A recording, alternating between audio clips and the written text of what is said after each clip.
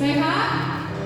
Puji Tuhan semua karena kasih dan anugerahnya kita boleh berkumpul kembali pada pagi hari ini untuk kita boleh bersama-sama memuji Tuhan.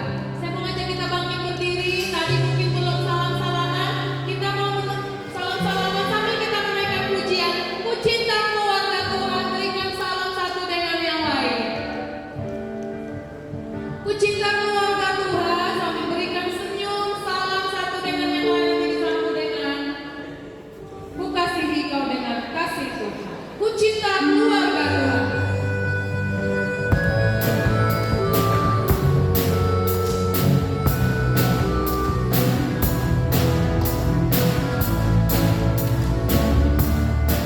Ku cinta keluarga Tuhan.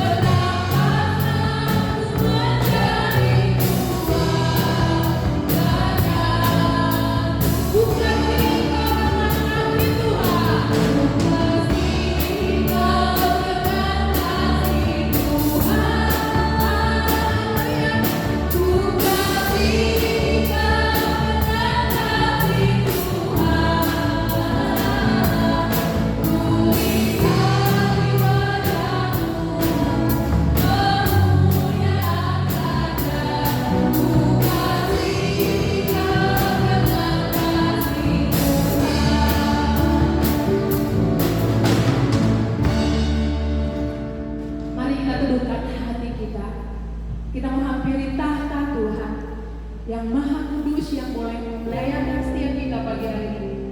Kita bersyukur untuk anugerah. Dia boleh memberikan kita kesempatan menyatukan setiap kita dengan saudara-saudara seiman kita. Kita mau bersahari untuk menyembah Tuhan, untuk meminta Tuhan menaungi setiap kita. Mungkin kita hadir dengan persoalan, dengan berbagai pergumulan. Tapi percayalah, kalau kita bersama dengan Tuhan, badai apapun, kita bisa melewati. Serukan syukurmu kepadanya, bahwa jiwa kita tenang hanya dengan Allah yang hidup, yang selalu hadir dalam hidup kita. Apa yang menjadi persoalanmu saat ini? Katakan kepada Tuhan bahwa aku nyaman dalam lingkup-Mu, aku nyaman dalam naungan. Mari kita menyembah Dia dengan katakan lingkup-Mu dengan saya. Dalam Tuhan, badai apapun kita bisa lewati oleh karena kasih. Jiwa kita tenang karena Tuhan yang selalu hadir dalam hidup kita. Jangan sungguh katakan lingkupiku dengan saya.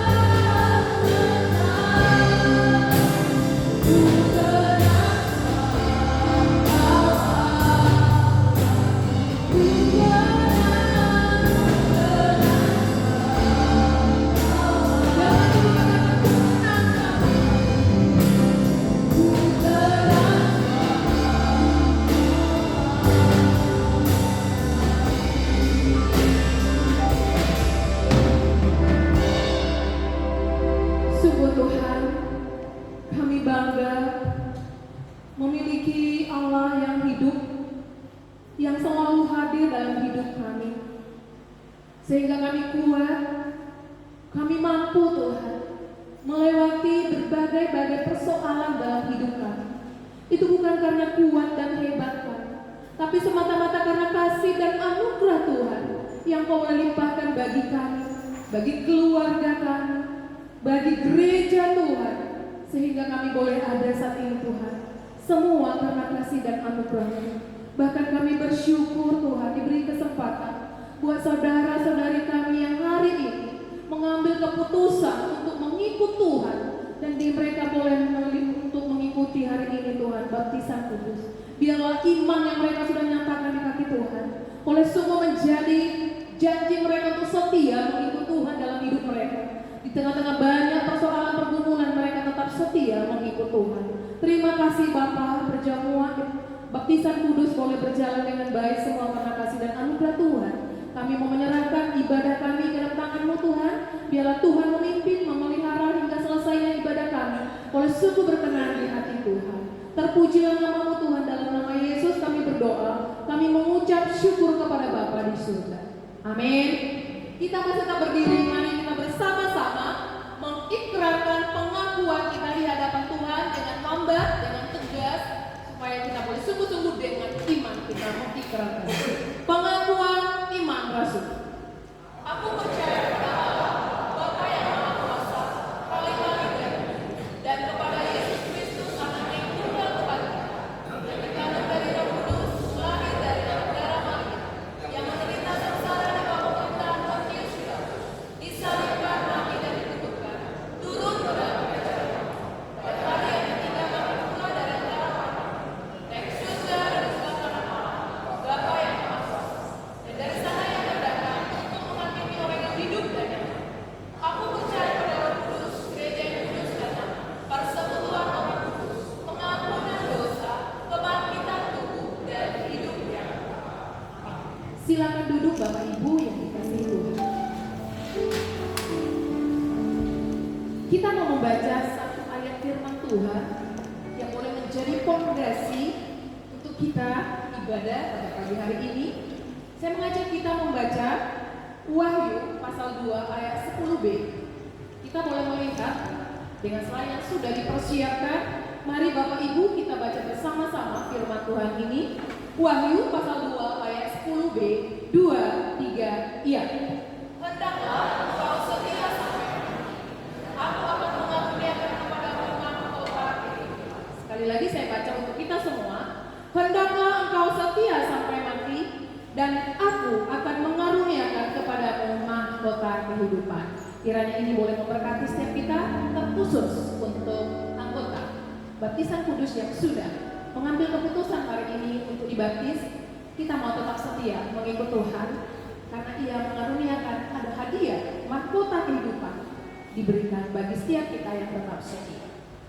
Mari Bapak Ibu kita kembali memuji Tuhan yang mengatakan oleh darah anak domba, oleh karena kesaksian kita lah, iblis adalah penguasa-penguasa yang ada di dunia yang mungkin boleh menghalangi kita mengikut Tuhan. Kita menyatakan dengan pujian kita, sekarang telah tiba keselamatan dan kuasa. Sambil kita bertepuk tangan, kita menaikkan pujian. Kuasa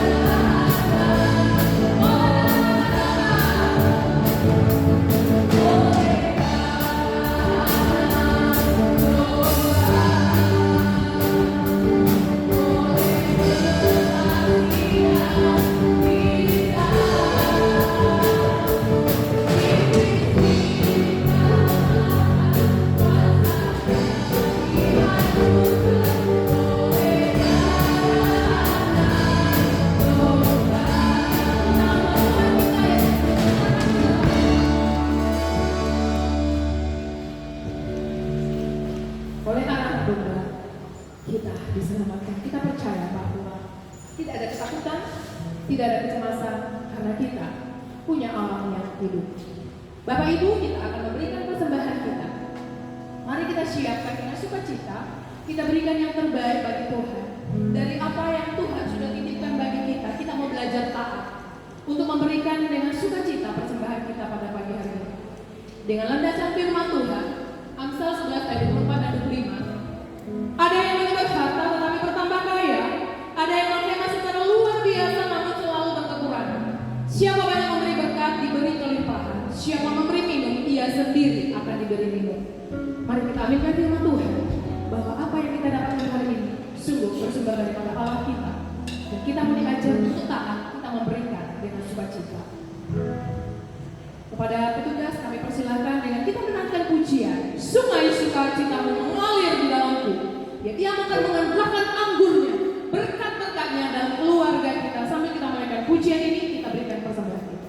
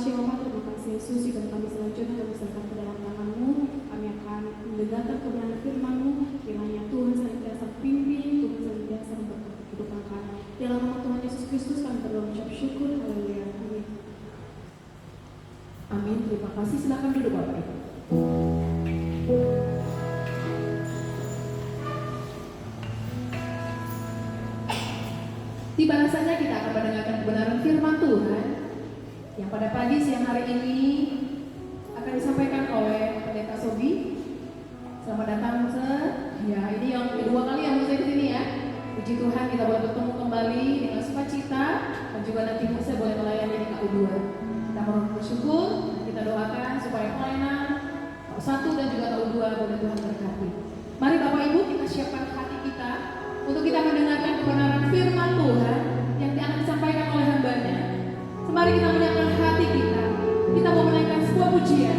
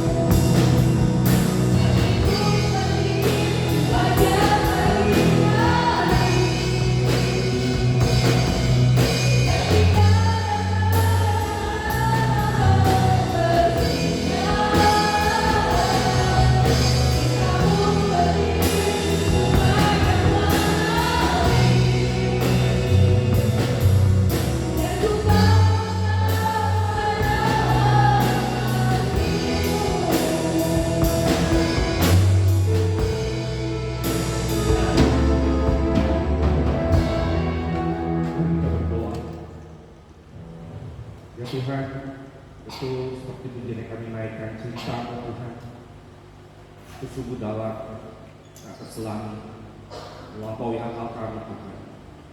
Kami manusia yang hina ini, yang brengsek ini, yang penuh dengan dosanya, seharusnya tidak pernah bisa masuk dalam hitungan.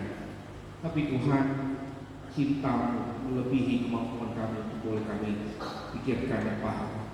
Kau memilih kami, bahkan pada saat kami masih berdosa, Tuhan menghampiri kami, memeluk kami, membawa kami kembali menikmati sebuah hubungan spesial dengan Tuhan. Tuhan, terima kasih Tuhan untuk kesempatan begitu indah. Hari ini Tuhan berikan kami kesempatan untuk boleh datang beribadah. Kami tahu Tuhan itu semua karena kemurahan Tuhan, bukan karena hebat dan gagah. Tapi sekali lagi karena anugerah-Mu yang menggerakkan kami untuk boleh melangkah ada di tempat ini, menyembah Tuhan, dan bahkan sebenarnya mereka mendengarkan firman Tuhan. Tuhan tolong kami Tuhan, dalam firman yang kami dengar, mungkin sudah sering kami dengar, tapi biarlah sungguh firman sekali boleh berbicara kepada setiap kami. Tuhan, bekerjalah lewat Roh-Mu yang kudus dalam setiap hati kami. Kalau ada sesuatu hal yang harus kami ubah dalam hidup kami, Tuhan memberikan kami kepekaan untuk boleh mengerti apa yang salah dari hidup kami, apa yang harus kami perbaiki, bagaimana kami harus. Tuhan tolong Tuhan, karena kami sangat sadar kami lemah, kami butuh anugerah Tuhan, dan kami mohon Tuhan Roh bekerja dalam setiap hati kami, setiap jemaat Tuhan berkati. Kami bersyukur dan kami berdoa sekali di dalam nama Tuhan Yesus. Amin. Selamat untuk Bapak Ibu Saudara kasih Tuhan. Shalom, kabarnya Bapak Ibu Saudara. Shalom. Shalom. Semangat Bapak. Saudara, ya saya senang sekali saya punya kesempatan boleh hadir di tengah saudara. Sebenarnya ini bukan, saya tak ada schedule harusnya ke Mangga, karena kemarin saya pikir saya sudah jodoh dari Jakarta pergi ke Belitung ya. Masa saya cuma isi encounter retreat. Jadi kami di Tanjung Padang, kami di Padang itu ada encounter retreat kemarin. Jadi saya pikir kalau saya cuma datang isi encounter 1-2 sesi, itu pulang mahal di ongkos. Saya bilang, boleh nggak jadwal saya di tempat tadi ditukar aja rekan yang lain. Jadi saya ke Padang, Deta Randy di Tanjung Padang supaya semuanya ialah maksudnya bisa lebih maksimal gitu ya. Dan saya senang sekali bisa pada teman-teman saudara. Saya sampaikan salam dari semua pemimpin jemaat di KBJ Kelapa Gading, juga Tanjung Padang untuk kita semua ya, semoga terberkati gereja ini. Oke, Bapak Ibu Saudara, hari ini saya membawa sebuah tema khotbah tentang hidup yang terus diperbaharui. Saya mengajak kita untuk melihat salah satu teks Alkitab, yaitu dari surat 2 Korintus pasal yang keempat ayat ke-16 sampai ayat ke-18. Saya nggak tahu apakah terlihat ya, yang terlalu kecil ya. Mungkin saudara yang tidak terlalu terlihat sudah bisa buka Alkitabnya yang digital di handphone atau mungkin Alkitab fisik ya. Ini memang sengaja biar nggak kelihatan dibuka Alkitabnya ya. Oke, saudara, kalau yang kelihatan silakan boleh kita baca sama-sama. Saudara akan baca gantian. Saya ayat yang ke-16, saudara ayat yang ke-17, ayat ke-18 kita baca sama-sama. Oke, saya ayat ke-16 ya, saudara yang gantian 18 sama-sama. Surat 2 Korintus pasal yang keempat ayat ke-16, demikian bunyi firman Tuhan. Sebab itu kami tidak tawar hati, tetapi meskipun manusia lahirnya kami semakin merosot, namun manusia batinnya kami dibaharui dari sehari ke sehari. Ayat 17. Sebab penderitaan ringan yang sekarang ini mengerjakan bagi kami kemuliaan kekal yang melebihi segala-galanya, jauh lebih besar daripada penderitaan kami. Ayat 18 kita baca sama-sama. Sebab kami tidak memperhatikan yang kelihatan, melainkan yang tidak kelihatan. Karena yang kelihatan adalah sementara, sedangkan yang tak kelihatan adalah kekal. Berbahagia setiap kita yang membaca, merenungkan dan melakukan firman Tuhan dalam kehidupan kita sehari-hari. Bapak Ibu Saudara sudah tahu apakah ini terjadi di tengah-tengah tempat kita ini di Belitung. Tapi saudara, di Jakarta sudah muncul satu fenomena yang cukup menarik, setidaknya menurut saya, saudara. Saudara, di Jakarta, kota besar, sudah ada satu fenomena. Yang fenomena itu hampir hampir terjadi di setiap kalangan, di setiap kota. Sudah ada di Jakarta itu. Ada namanya fenomena takut menjadi tua. Takut menjadi tua atau bahasa Inggris fear aging. Nah, makanya saudara kalau saudara buka TV atau saudara googling, saudara akan sangat gampang menemukan orang tentang anti aging. Ya, ibu-ibu mungkin lebih familiar tentang hal ini. Ada banyak orang hari ini punya sebuah ketakutan, kekhawatiran untuk menjadi tua. Soalnya bagi sebagian kita, saudara yang mungkin baru pertama kali mendengar fenomena ini, rasanya aneh. Kok ada orang takut jadi tua? Ya, kayaknya mayoritas ini cukup banyak yang senior gitu. Tetapi itulah kenyataan yang ada. Hari ini ada banyak orang cukup takut dan cukup khawatir ketika menghadapi sebuah kenyataan yang namanya menjadi tua. Saudara, banyak orang takut dihantui dengan segala sesuatu yang ada di depan, hari depannya, tentang segala yang namanya menjadi tua itu. Saudara, satu kali saya pernah menghampiri seorang ibu, itu dari jemaat kita juga, saudara. Saudara, saya tahu hari itu dia berulang tahun. Ya, seperti biasa namanya pendeta harus samperin jemaat, betul ya? Harus kasih selamat. Saudara, jadi hari itu karena saya tahu ibu itu ulang tahun, saya samperin ibu itu.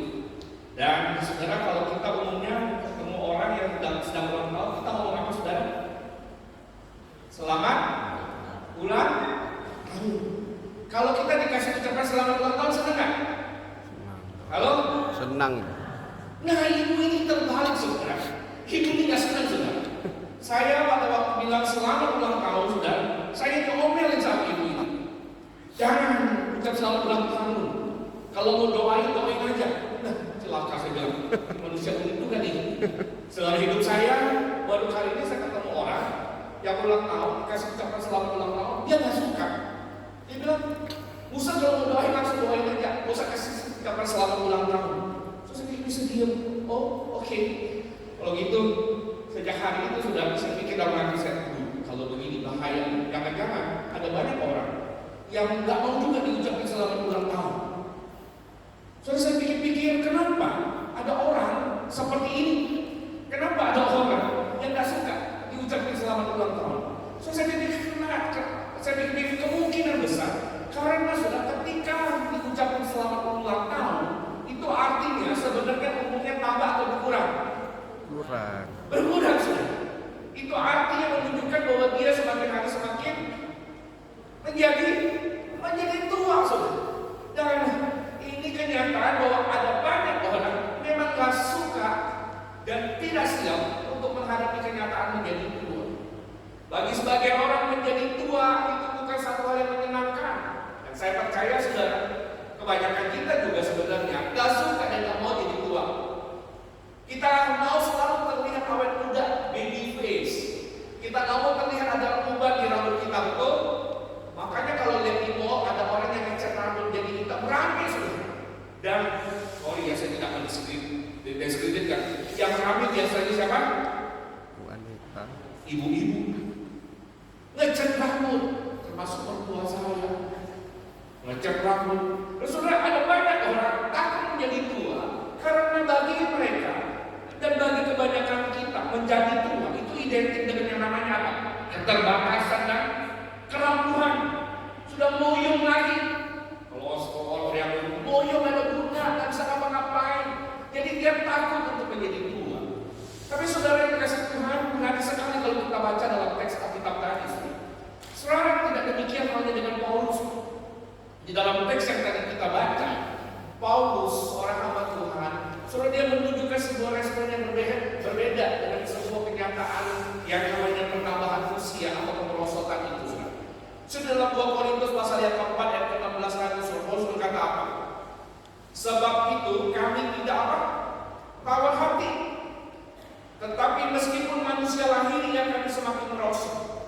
Paulus sadar hidup ini ada satu masa bahwa segala sesuatu yang namanya kekuatan masa mudanya, semangatnya itu akan runtuh.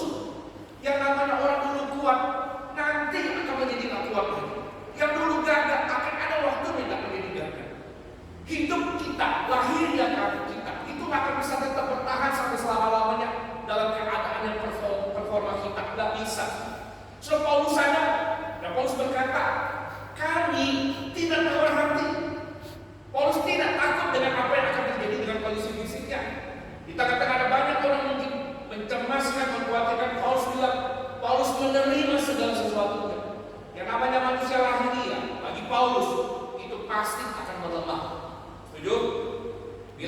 keliru. Manusia lahir dia kita pasti melemah. Kita kasih tahu. Manusia lahir apa? So, usah takut. Ya, kasus pakai pamit juga perlu khawatir. Kaki sakit ya, memang begitu. Setiap kali saya telepon mama saya, apa kabarnya? Selalu jawabannya apa? Kaki sakit. Iya memang. Semua kita suatu hari nanti akan semua kakinya sakit. Saya bilang sama mama saya, Mama, yuk kaki sakit. Saya aja usia 40-an ini juga kaki saya sudah mulai sakit ini. Jadi semua kita akan mengalami proses yang namanya kemerosotan. But it's okay. Bagi Paulus manusia lahir dia. Kita pasti akan merosot dan itu nggak apa-apa. Soalnya kita nggak bisa melawan yang namanya sebuah siklus ini. Hidup ini ada siklus yang kita nggak bisa tolak. Soalnya kita mau makeover, mau treatment, mau dengan cara apapun. Soalnya yang namanya penuaan itu pasti akan terjadi. Gak ada seorang manusia pun yang bisa melawan itu. Meskipun hari ini ada seorang pintar sekali, atau lulusan Harvard atau apa, saya lupa namanya. Dia berusaha untuk melawan yang namanya penuaan. Dan salah satu cara untuk melawan penuaan katanya apa sih? Gak boleh makan gula. Gak boleh makan gula supaya hidup kita itu bisa melawan namanya penuaan. Dan dia tunjukkan dengan itu. Tetapi pada kenyataannya itu gak bisa dilawan. Semua treatment dengan cara apapun gak bisa. Saudara jangan salah mengerti, saudara. Bukan berarti ketika saya berkata demikian bahwa kalau begitu kita cuek aja. Kita nggak peduli, kita nggak perlu menjaga merawat tubuh lahirnya kita. Enggak. So pada waktu Paulus berkata tentang bahwa sekalipun manusia lahirnya merosot, kami nggak tahu rahat. Bukan berarti bahwa Paulus nggak peduli. So bukan begitu cara ceritanya. So bagi Paulus menjaga merawat tubuh lahirnya itu adalah sebuah keharusan yang wajib. Karena tubuh ini, saudara, ini adalah anugerah yang Tuhan berikan bagi kita. Betul. Saudara, tubuh lahiriah kita ini itu adalah ciptaan Allah yang Allah berikan kepada kita, titipkan kepada kita untuk kita hormati dan kita rawat. Itu sebab kita tidak boleh merusak tubuh ini. Saudara, dalam catatan 1 Korintus pasal 6 Paulus bilang apa? 1 Korintus pasal 6 ayat 19 sampai ayat 20. Kelihatan kan teksnya? Boleh baca sama-sama? 3, 2, 1. Atau tidak tahukah kamu bahwa tubuhmu adalah bait Roh Kudus yang diam di dalam kamu? Tubuh kita sekalipun seakan-akan nampaknya itu akan sirna, tetapi tubuh kita itu adalah bait Allah, di mana Roh Allah diam dalam diri kita. Paulus berkata apa? Roh Kudus yang kamu peroleh dari Allah dan bahwa kamu bukan milik kamu sendiri, sebab kamu telah dibeli dan harganya telah lunas dibayar. Karena itu apa? Muliakan Tuhan dengan apa? Tubuh. Sebenarnya tubuh ini sekalipun akan merosot, tetapi tubuh ini tetap penting untuk dijaga. Dan celakanya ada banyak orang saudara pada masa itu sudah merasa bahwa tubuh ini adalah sebagai penjara daripada jiwa. Itu sebab ada kelompok-kelompok orang yang merasa bahwa tubuh itu tak penting. Itu sebab ada kelompok orang yang menyiksa tubuh. Akhirnya Paulus bilang, no, tubuh itu adalah tempat bait Allah. Itu diberikan Allah kepada kita. Dan muliakanlah Tuhan dengan tubuhmu. Saudara, tetapi persoalannya begini. So pada waktu kita bicara tentang tubuh manusia lahirnya, so kita nggak boleh lupa bahwa dalam hidup kita itu ada namanya lagi manusia batiniah. Memperhatikan tubuh lahirnya itu penting, merawat tubuh itu penting. Tetapi ada namanya tubuh batiniah yang juga perlu dirawat. Dan celakanya saudara, banyak kita justru seringkali melupakan yang namanya manusia batini. Kita lebih care enough, lebih peduli memikirkan tubuh jasmani kita, dan kita lupa ada namanya tubuh batinia kita. Kita lebih pikirin apa sibuk jaga bagaimana merawat penampilan kita, di-upgrade, pergi ke salon, ke dokter kecantikan, mempercantik diri, ya stem cell supaya kelihatan kulit apa, muka kencang tubuh kita. Kita rajin pergi fitness. Ada orang pergi fitness bisa sehari 3 kali kayak makan nasi. Tapi kalau baca Alkitab lupa dan tidak ada waktu. Ada orang bisa jaga makan, pakai suplemen ini dan itu, diperhatikan begitu luar biasa. Makanan-makanan yang sehat dihitung kalorinya, dipikirkan begitu lupa. Tetapi maaf tanya saudara, itu baik, tidak salah. Tetapi saudara, seberapa banyak di antara kita memikirkan yang namanya batinia, yang memikirkan ada sesuatu yang di dalam jiwa kita, roh kita, spiritual kita.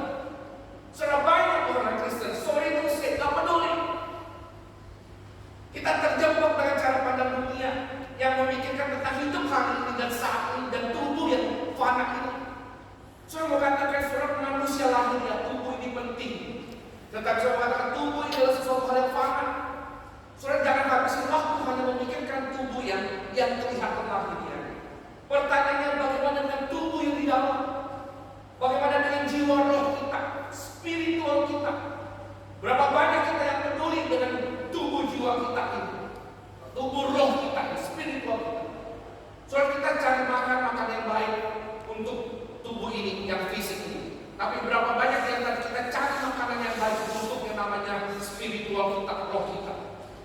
Saudara, banyak orang Kristen, katakan di sini, patahin saudara. Saudara cuek, gak peduli, gak memikirkan saudara. Dan itu sangat menyedihkan. Saudara, padahal kalau kita bicara soal manusia batinnya itu jauh lebih penting dibandingkan dengan manusia lahirnya. Paulus berkata karena manusia batinnya kita yang di dalam itu sifatnya kekal. Tubuh ini akan kita tinggalkan ketika kematian kita. Tetapi yang namanya manusia lahirnya itu menjadi suatu hal yang penting. Sebab kenapa hari ini sebenarnya kita memikirkan hal ini semua. Saudara, kita harus belajar untuk lebih peduli dengan sesuatu yang ada di dalam kita. Jiwa, roh, spiritual kita. Saudara, kita belajar memperhatikan. Saya mengatakan hari-hari ini adalah hari-hari yang sangat jahat. Dan hari-hari ini adalah hari-hari tanda akhir daripada kehidupan. Ada banyak orang yang sudah mendekati akhir zaman, ada dia sudah di akhir zaman. Saudara, mari kita berpikir bijaksana dalam hidup ini. Bukan berarti kita tak boleh peduli tentang sesuatu hal yang ada di depan kita. Tetapi sesuatu hal yang fana, nggak harus terlalu kita sibukkan. Ada sesuatu hal yang kekal. Yang Paulus katakan, itu yang harus kita pikirkan. Nah, hari ini sudah berapa banyak di antara kita memikirkan manusia batinnya. Soal manusia batinnya itu penting. So saya percaya saudara, pada waktu kita beli gadget, so pada waktu saudara beli handphone, saudara, yang saudara lihat dari sebuah handphone itu apa? Desain bodinya atau spesifikasinya? Kalau spesifikasinya. Yang mana saudara lihat? Saudara lihat bentuk desainnya atau spek dalamnya? So saya percaya kalau orang yang bijak, dia akan lihat speknya. Casing bagus, belum tentu speknya bagus. So saya pernah beli handphone satu kali, so saya kan jebak. Dulu saya masih awam, saya pergi ke ITC, saya cari handphone. Saya senang waktu itu satu handphone Nokia yang bisa flip itu, karena saya pikir saya sangat dikontrol di situ.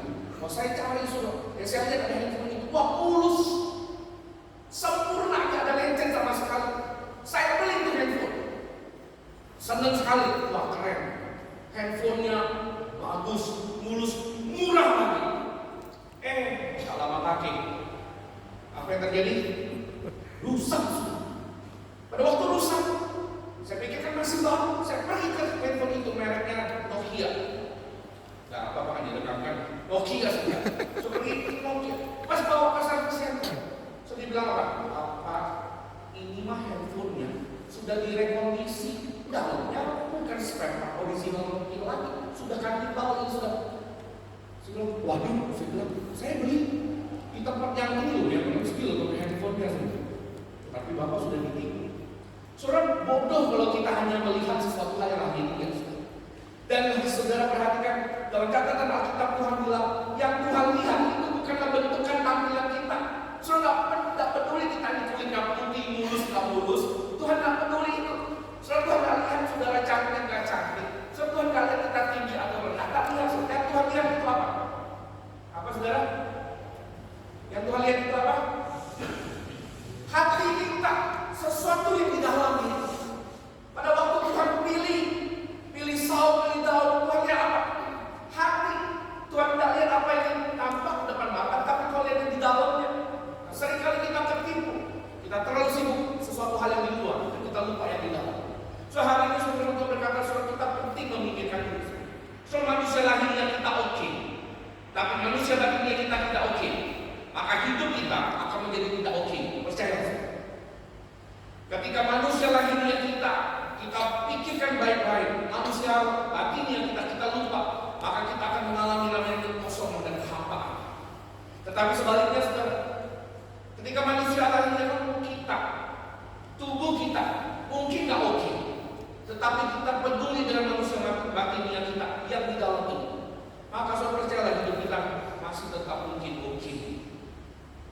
Dan itulah yang terjadi dengan Paulus. Saudara, secara lahirnya Paulus tidak menarik sama sekali. Secara fisik tidak menarik, secara kehidupan pun tidak menarik. Saudara, ada catatan Alkitab yang menunjukkan Paulus itu orang yang begitu rupawan ke atas. Saudara, hidupnya tidak betul-betul menjadi incaran jemaat. Saudara, kalau kita lihat dalam catatan Alkitab bagaimana Paulus bertemu dengan penyakit dalam tubuhnya, dan dia sudah berdoa sama Tuhan dan merasa sembuh. Saudara, lahirnya Paulus itu begitu buruk. Tapi bagi Paulus itu oke. Di dalam keadaan yang begitu rapuh, sekalipun dia harus menghadapi kenyataan dia adalah orang yang sakit, ada satu penyakit yang tidak bisa sembuh, Paulus tidak kecewa. Sekalipun dia harus tahu, dia sadar bahwa dia mungkin tidak akan bisa mengalami masa jaya, dia tidak kecewa. Dan dia, kita dikatakan bahwa dalam keadaan kemerosotan manusia lain, Paulus tidak pernah putus asa dan menyerah, dan dia tetap kuat. So pertanyaannya, apa yang membuat Paulus bisa kuat dalam hidup yang dia jalani di tengah-tengah semua kerapuhan ini? So jawabannya itu manusia lagi ini. Jadi kalau kita menjalani hidup hari ini, apa yang membuat kita kuat? Jawabannya itu manusia lagi ini. Apa yang membuat kita bisa bertahan sampai akhir dalam perkalian kehidupan kita? So bukan tubuh ini, tetapi manusia bagi dia. Makanya sudah, orang yang kelihatan muda belum tentu punya semangat yang kuat dengan orang yang kelihatan kuat, tetapi batinnya yang itu oke. Ya belum tentu. Itu saudara katakan hari ini sangat penting bagi kita untuk memikirkan yang namanya manusia batin. Nah, sudah hari ini sebenarnya kita bagaimana kita bisa memikirkan manusia batin yang kita ini dipulihkan, diperbaharui dari ke hari. So ada dua hal sering bagikan. So bagaimana kita peduli dengan manusia batin yang kita? Maka yang pertama saudara harus dengan terus-menerus hidup bergantung pada pimpinan Roh Kudus. Katakan sama-sama surat 3:1 dengan hidup bergantung pada pimpinan Roh Kudus. So di dalam Galatia pasal 5 ayat 25 Paulus berkata begini, jika kita hidup oleh Roh, baiklah kita juga dipimpin oleh Roh. So rahasia kemenangan Paulus menjalani kehidupan manusia batinnya itu adalah dia memberikan dirinya hidup dipimpin oleh Roh. Paulus ingatkan kepada jemaat Galatia yang hidupnya terlalu superficial, yang gampang mengombang-ambingkan. Paulus bilang, kenapa kamu gampang mengombang-ambingkan? Kenapa kamu bisa berbalik gampang dalam iman? Karena kamu tidak memberikan diri hidup dipimpin oleh Roh. Kenapa ada banyak orang yang memikirkan hal-hal dunia jauh daripada mereka memikirkan tentang Roh? Karena mereka tidak membiarkan hidup mereka dipimpin oleh Roh. So Paulus berkata, saudara, hidupmu yang sudah dihidupkan oleh Roh, baiklah hidupmu juga dipimpin oleh Roh. Saudara, ini bukan perkataan yang kosong. Saudara, hidup dipimpin oleh Roh itu penting. Saudara, kita tidak mungkin bicara tentang pembaharuan dalam hidup kita, apalagi yang namanya inner life, manusia dalam kita, hati, mau jiwa, mau kehendak.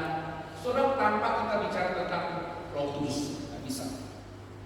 Saudara, kita tidak mungkin bisa melakukan pembaharuan dalam hidup kita tanpa ada Roh Kudus hadir dan memimpin, tidak bisa. Karena pembaharuan itu hanya bisa dilakukan oleh satu pribadi, yaitu Roh Kudus. Kita ini hanyalah manusia yang berdosa. Di dalam hidup kita, itu adalah hidup yang selalu maunya berdosa.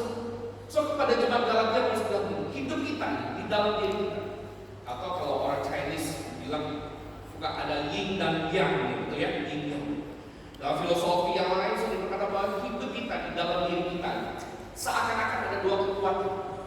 Kekuatan yang namanya putih dan hitam. Dan orang-orang budaya tertentu bilang dalam diri kita ada dua serigala. Serigala putih dan serigala hitam. Yang mana bisa menang? Kali ada seorang kakek ditanya sama cucunya gitu ya. Gimana kakek tadi cucunya? Ada dua serigala putih dan hitam. Yang mana serigala yang menang? Kalau menurut saya serigala yang menang mana? Halo? Putih dan hitam yang mana yang menang? Putih. Karena kelihatan suci. Hitam kelihatan jelek. Soalnya kaki sudah begini sama serigala yang menang adalah serigala yang dikasih makan. Oh iyalah, betul kan? Terus serigala gak dikasih makan, ya keo lah. Seru banget dalam diri kita. Itu ada dua kekuatan yang Paulus katakan, namanya roh dan daging. Baca Galatia, ada dua pertarungan yang selalu akan ada, daging dan roh. Mana yang akan menuntut hidup kita? Batiniah kita akan semakin bertumbuh. Surah kasih makan yang mana? Surah kasih makan daging atau kasih makan roh? Kasih makan roh itu ibaratnya hidupmu kamu berikan kepada roh untuk dipimpin. Soalnya kenapa banyak orang Kristen itu tidak bertumbuh dalam hidup? Karena hidupnya tidak pernah diserahkan kepada roh. Mulut kita seakan-akan kita percaya kepada roh, tetapi hidup itu kita tidak pernah serahkan kepada roh. Soal hidup dipimpin oleh roh itu seperti apa? Saya nggak tahu kalau di sini pakai GPS ya, kalau saya di Jakarta hidup saya itu seperti saudara. Nah hidup dipimpin oleh roh. Kalau di Jakarta menyetir itu harus pakai GPS ya. Gak ada GPS makin itu. Soal hidup dipimpin oleh roh itu seperti kita memakai GPS dan mengikuti apa yang ditunjukkan oleh GPS itu kemanapun dia berjalan. Tapi seringkali ketika kita suka sok tahu, sok pintar, kayaknya jalan bukan dari sini. Kita potong jalan yang lain. Kalau sering nggak begitu? Saya sering. Ketika saya potong jalan lain, bukannya lebih cepat, malah apa? Nyasar lebih jauh. Soalnya hidup dipimpin oleh itu seperti kita hidup tunduk kepada tuntunan GPS. Kalau suruh bawa kendaraan, so nggak bisa harus percaya. Kadang-kadang roh itu memimpin kita kepada sesuatu hal yang kita bikin nggak masuk akal. Kenapa itu harus pakai cara begini? Kenapa nggak cara begini? Tetapi kalau hidup kita dipimpin oleh roh dan Tuhan mau begitu, ya kita harus lakukan. Karena kalau kita enggak, kita pasti akan gagal. Soal John Calvin bilang begini. Soal Roh Kudus itu adalah penyebab yang efisien dari kelahiran kembali dan pembaharuan. Tidak ada usaha manusia yang dapat menghasilkan perubahan rohani yang sejati tanpa kuasa Roh Kudus. Jadi kalau kita mau hidup sebagai seorang murid Kristus, ya yang baru-baru ini ya, dibaptis. Hidupmu bukan hanya di depan ini mengaku percaya, tapi hidupmu harus hidup dipimpin oleh Roh Kudus. Kalau enggak, hidupmu enggak usah sampai 1 tahun. 1 bulan aja mungkin wajah saudara datang masih ada tempat tidak tahu. Kalau kita pernah hidup membiarkan diri kita dipimpin oleh Roh, kita nggak mungkin bisa bertumbuh dan kita nggak bisa mungkin mengalami pembangunan. Sebab itu saya katakan ini, hidup dipimpin oleh Roh itu penting. Kita butuh Roh Kudus. Tanpa Roh Kudus kita nggak pernah bisa punya kekuatan lebih dalam. Apa yang membuat Paulus kuat? Karena dia hidup bergantung sama Roh Kudus. So hidup bergantung sama Roh Kudus itu bicara bahwa kita menyerahkan seluruh hidup kita untuk dituntun oleh Roh. Membiarkan Roh bekerja dengan cara bagian kita itu cuma apa? Tunduk dan taat. Kalau Tuhan bilang A, sekalipun itu nggak masuk akal, lakukan aja. Kalau Tuhan bilang B, sekalipun itu nggak masuk akal, lakukan aja. Karena Tuhan lebih tahu daripada kita. Amin. Jangan jadi orang Kristen, anak Tuhan yang sok tahu. Jangan jadi orang Kristen, anak Tuhan yang ngaku Tuhan. Kita bukan Tuhan. Tuhan lebih tahu daripada kita yang suka sok tahu. Saudara, kita nggak tahu jalan hidup kita ke depan bagaimana. Tuhan tahu. Itu sebab kalau Tuhan tuntun, taat aja, tunduk aja. Nggak usah melawan. Semakin kita melawan, semakin kita susah. Soal yang kedua, bagaimana kita bicara tentang memperbaharui manusia batinnya kita. Soal bukan hanya dengan kita hidup itu dipimpin oleh Roh, tapi yang kedua dengan apa? Mengisi pikiran kita dengan firman Tuhan. Katakan sama-sama soal 321 kan? Mengisi pikiran kita dengan firman Tuhan. Saudara Roma pasal 12 ayat 2 Paulus berkata begini. Janganlah kamu menjadi serupa dengan dunia, tetapi berubahlah oleh pembaharuan butimu, sehingga kamu dapat membedakan mana kehendak Allah, apa yang baik, yang berkenan kepada Allah dan yang sempurna. Saudara, menarik sekali pada waktu Paulus bicara tentang teks ini, saudara. Paulus bukan hanya bicara tentang apa? Berhenti menjadi suka dengan dunia. Tetapi Paulus menambahkan satu nasihat untuk kita apa? Berubah di dalam apa? Budi, pikiran.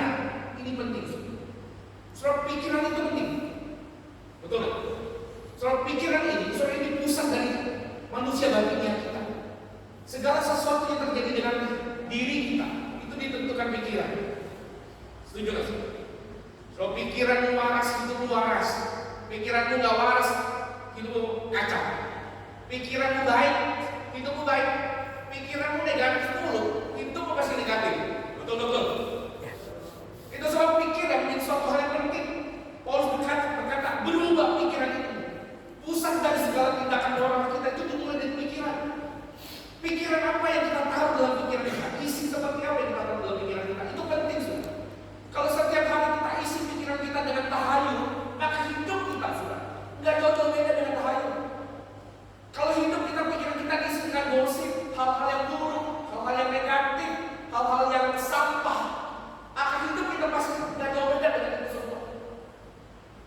Saudara, bagaimana kita bisa menjadi lebih baik manusia baginya kita bisa bertumbuhkan pikiran kita ini. Saudara, kita harus isi dengan yang namanya firman Tuhan. Saudara, jangan isi dengan yang lain. Berhentilah isi dengan suatu hal yang tidak berguna sampai itu. Pikiran kita harus diisi dengan kebenaran firman Tuhan. Saudara, pertobatan. J.I. Packer bilang begini.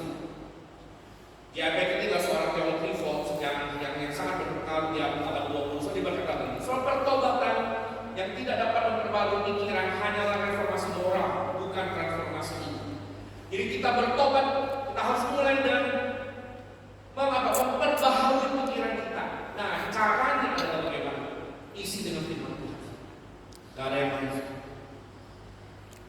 Pertanyaan, maaf, setiap hari kita baca firman Tuhan kan? Halo? Siapa yang setiap hari baca firman? Halo? Sungguh Pak Pendeta. Siapa setiap hari nonton drama Korea? Berjilid-jilid bisa. Ya. Nonton drama cinta bisa. Aduh Pak Pendeta baca Alkitab susah, maka saya sudah nggak bisa lihat. Sudah hari ini sebenarnya nggak ada alasan bagi kita. Surah mata nggak bisa lihat teks, bisa dengar. Mata nggak bisa lihat Pak Pendeta, kuping juga nggak bisa dengar. Sudahlah, harap berserah sama Tuhan dan kepada Tuhan. Nggak bisa lihat. Saudara, seringkali maaf kita tuh terlalu banyak alasan. Saudara, masalah hidup kita bukan nggak ada waktu untuk baca firman. Masalah hidup kita adalah seringkali kita nggak punya prioritas. Kita nggak anggap firman Tuhan itu penting. Itu sebab kita nggak punya waktu untuk firman Tuhan, baca firman Tuhan. Kalau kita anggap itu penting, prioritas, pasti kita selalu punya waktu. Betul? Saudara bilang sibuk, saudara. Kalau ada cuan di Tanjung Pandan, saudara pergi nggak nanti? Kalau ada bisnis tuh, ada peluang di sana, saudara dari abis ini saudara pergi nggak ke sana langsung? Ada waktu nggak saudara? Nggak ada waktu kan saudara bikin waktu. Semua saudara batalkan untuk dapat cuan di Tanjung Pandan, betul? Di kota sana saudara. Semua itu bisa diatur. Masalahnya penting atau nggak penting. Dan seringkali kita menganggap baca firman itu nggak penting. Dan itulah celakanya kita banyak orang Kristen. Itu sebab kenapa banyak orang Kristen kacau balau hidupnya. Sudah berpuluh-puluh tahun ke gereja nggak berubah. Sikapnya sama seperti dulu. Mulutnya tetap jahat, perbuatannya tetap apa? Menjadi batu sambungan. Hidup kita nggak memancarkan Kristus. Pikiran kita selalu jahat. Mulut kita selalu berkata yang buruk terhadap orang lain. Kenapa? Kenapa hidup kita nggak berubah? Berpuluh-puluh tahun kita jadi orang Kristen ke gereja, dengerin khotbah, mungkin sudah berpuluh-puluh tahun, tapi hidup kita nggak berubah. Bahkan orang di rumah kita nggak mau percaya Tuhan gara-gara kita. Kenapa? Karena hidup kita nggak pernah diisi firman. Firman Tuhan nggak pernah masuk dan nggak pernah berubah hidup kita. Itu celakanya kita. Itu sebab kenapa firman itu jadi penting. Karena hanya firman itu yang bisa mengubah semua hidup kita. Satu kali di Al-Qudi, seorang pendeta besar abad 19, dia berikan ilustrasi yang sangat menarik. Dia menggambarkan begini. Satu kali di depan jemaatnya, saudara, dia berkhotbah dan sebelum khotbah dia mengambil sebuah gelas kosong. Atau sudah pernah dengar apa? Dia angkat sebuah gelas kosong dan dia bertanya kepada jemaat. Dia bertanya, bagaimana mengeluarkan udara dari gelas kosong ini? Dia tanya gimana cara keluarin udara dari gelas yang kosong? Lalu gimana sudah? kita ini. Pada waktu itu ada jemaat yang katakan bilang, balikin aja tuh gelas. Maka udahnya kosong. Apakah benar? Wah, habis itu, oh kalau gitu gampang pakai sedotan. Disedot aja udaranya. Gue sampai kapan lo sedot itu ya? Ada lagi bilang lebih smart lagi, pakai vakum. Jadi pakai pompa vakum sedot itu. Yang ada bukan hilang udaranya, tapi apa? Gelasnya juga hilang. Lu sedot pakai vakum, pecah gelas. Saudara mendengar jawaban itu, dia lebih cuma tersenyum dan bilang begini. Bagaimana cara dihilangin semua udara dalam gelas kosong? Dia ambil air dan dia tuangin ke dalam gelas kosong. Udara itu hilang. So pikir kita ini banyak hal yang berdosa. Setiap hari kita hidup di tengah-tengah dunia berdosa. Pikiran kita ini banyak kotoran. Pikiran kita banyak sampah. Sudah nonton TV, baca berita, sudah buka TikTok, sudah nonton lihat Instagram, semua itu masuk dalam pikiran kita. Kalau buka Instagram ada yang namanya sampah iri hati. Kalau buka apalagi ada sampah kerakusan keserangan. Kalau buka TikTok lihat apa sampah hedon masuk semua pikiran. Setiap hari kita pengen seperti si A, si B, si C. Kalau nggak seperti si A, si B, si C, kita marah sama Tuhan. Tuhan sudah udah berdoa setia dan tidak. Tuhan kok nggak kasih gue mobil seperti si A. Si A ganti mobil mulu, pergi jalan-jalan ke Eropa kemana ke Tuhan nggak. Wah, itu sampah masuk setiap hari. Saya mau kasih tahu, itu kesalahan. Firman yang harus masuk dalam pikiran kita supaya kita bisa berdoa. Dan saudara, hari ini penting. Manusia batin yang kita perlu diisi makanan yang namanya. Jangan hanya pikirin makanan sehat untuk tubuh, tetapi untuk rohani kita kasih makan. Rohani kita kasih makan yang sehat. Firman ada masuk nggak dalam pikiran kita? Surah hanya firman yang bisa mengubah hidup kita hanya. Terus bab saya katakan ini.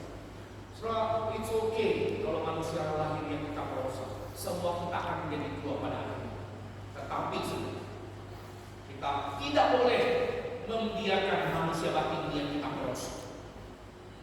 Manusia lahir yang kita bisa hancur, tapi manusia batin yang kita itu harus bertumbuh. Dan tugas kita hari ini ada 2 PR. Hiduplah dipimpin oleh Tuhan, bergantung sama Roh Kudus. Yang kedua, isi pikiran kita setiap hari dengan firman. Jangan isi dengan hal-hal yang lain. Amin.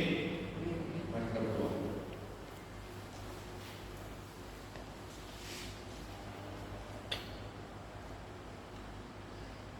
Tuhan, ini kami di hadapan Tuhan.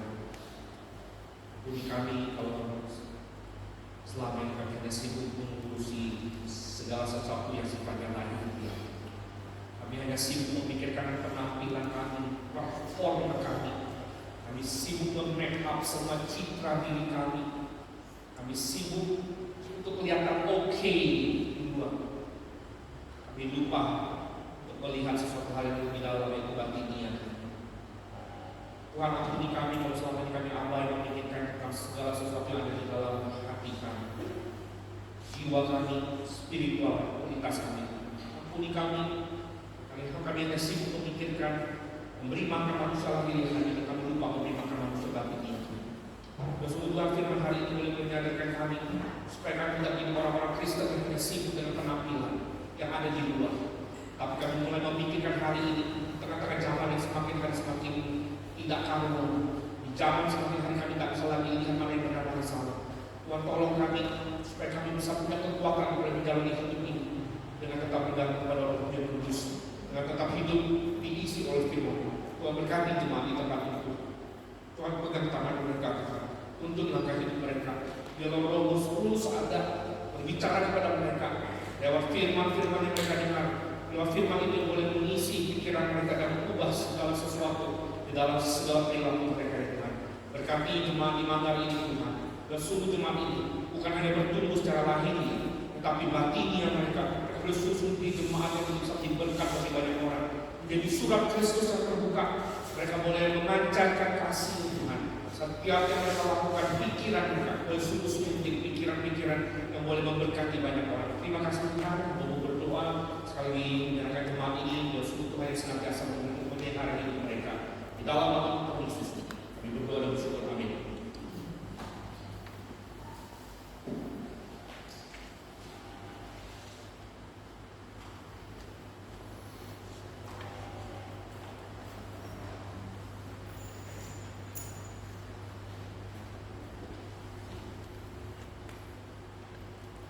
Jemaat yang terkasih dalam Tuhan, sebelum kita menutup ibadah kita ada beberapa hal yang saya sampaikan.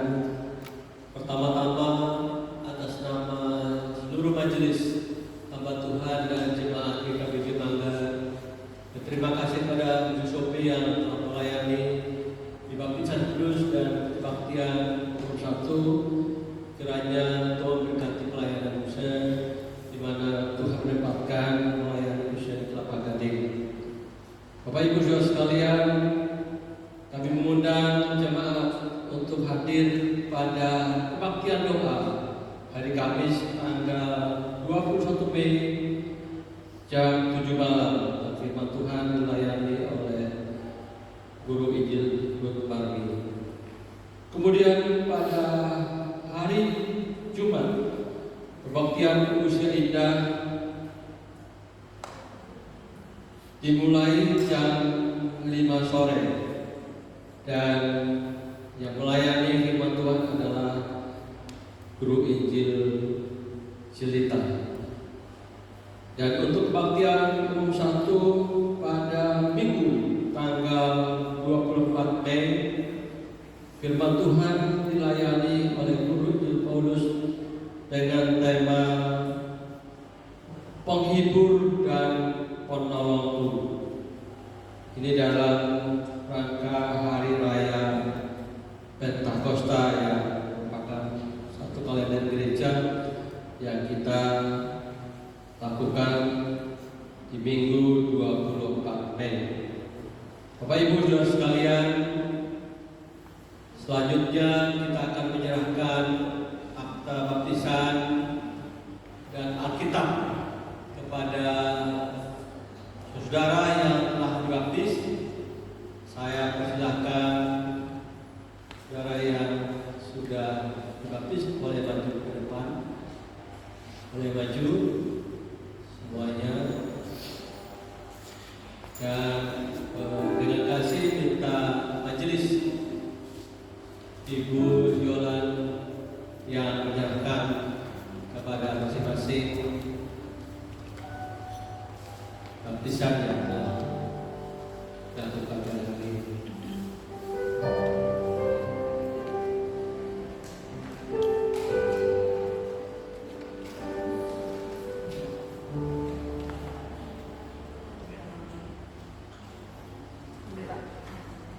Urutannya